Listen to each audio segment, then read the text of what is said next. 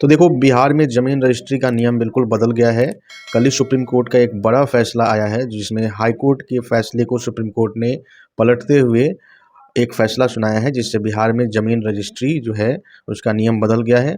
और जहाँ पहले ज़मीन रजिस्ट्री काफ़ी कम हो पा रहा था, कम संख्या में, तो अब ज़मीन रजिस्ट्री की संख्या बढ़ जाएगी, सरकार को आय भी इससे बढ़ जाएगा।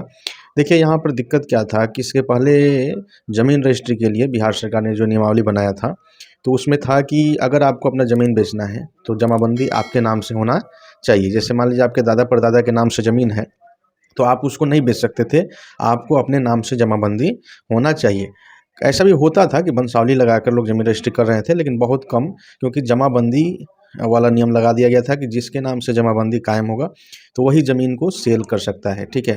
तो ये नियम था, जिसके कारण ज़मीन खरीद-बिक्री काफ़ी कम हो गया था, क्योंकि ये बहुत लोग बिहार में ऐसे हैं जिनका ज़मीन जो है दादा-परदादा के नाम से है, तो ये समस्या थी। लेकिन अब उसके लिए इस पर जो है, जो बिहार सरकार ने नियमावली बनाया था, तो उसको लेकर हाई कोर्ट में इस पर केस हुआ था।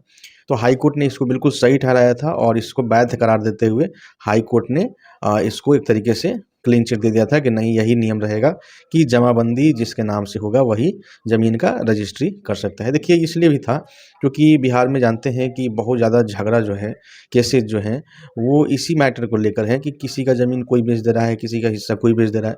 इसलिए लगाया गया था कि ताकि झगड़ा जो है कम हो, ठीक है? ऐसे केसेज़ जो हैं कम आए, जिसमें दूसरे का दूसरा जो है बेच दे रहा है। तो इन सबको कंट्रोल करने के लिए कहीं न कहीं बिहार सरकार ने ये नियमावली लगाया था कि जिसके नाम से जमाबंदी होगा वही ज़मीन को बेच सकता है।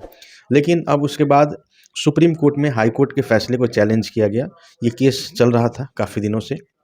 तो सुप्रीम कोर्ट ने यहाँ पर एक अहम फैसला सुनाया है, जिसमें सुप्रीम कोर्ट ने कहा है, जो न्यूज़ में आया भी है, कि सुप्रीम कोर्ट ने कहा है कि फ़िलहाल जो है, जो बिना जमाबंदी वाले, जैसे मान लीजिए आपके नाम से जमाबंदी नहीं है, आपके दादा-परदादा का ज़मीन है, तो आप अपना हिस्सा बेच सकते हैं, ठीक है? अब इसको, यानी कि एक तरीके से जो हाई कोर्ट का फैसला था और बिहार सरकार की जो नियमावली थी, उसको एक तरीके से खारिज कर दिया है, यानी उसको एक तरीके से ख़त्म कर दिया है, ठीक है? यानी जैसे पहले होता था कि जमाबंदी आपके नाम से नहीं है, फिर भी अगर आपके दादा-परदादा का ज़मीन है, तो आप बेच सकते हैं, ठीक है?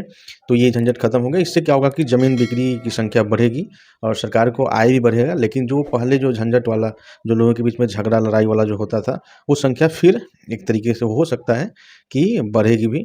लेकिन यहाँ पे जो खरीदार हैं उनको सतर्क रहना होगा, ठीक है? कि जो आप ज़मीन खरीदने जा रहे हैं, तो ज़मीन एक्चुअल में उनका है या नहीं, ऑनलाइन चढ़ा है कि नहीं, कहीं किसी को बेच दिया है फिर दोबारा कहीं बेच तो नहीं रहा है। तो ये सब चीज़ आपको देखना होगा, क्योंकि ये सब चीज़ अगर आप नहीं देखेंगे, तो फिर जो खरीदार होंगे वो समस्या में पड़ेंगे। बेचने वाले पैसे लेकर फिर वो तो फ्री हो जाएँगे, लेकिन आप जो है समस्या में पड़ जाइएगा। तो इसलिए अब ये जो लोग ज़मीन खरीदेंगे उनकी ज़िम्मेवारी अधिक होगी, क्योंकि झगड़ा वे नहीं खरीदें, विवाद नहीं खरीदें। क्योंकि फिर पहले जैसा हो गया है कि जिस अगर जमाबंदी आपके नाम से नहीं भी है, फिर भी आप अपना ज़मीन, दादा-परदादा का ज़मीन है, वो आप बेच सकते हैं, ठीक है? तो वंशावली वगैरह के आधार पर, ठीक है? तो चलिए, आज की वीडियो में इतना ही, फिर मिलते हैं अगले वीडियो में। जय हिंद, जय भारत, जय बिहार।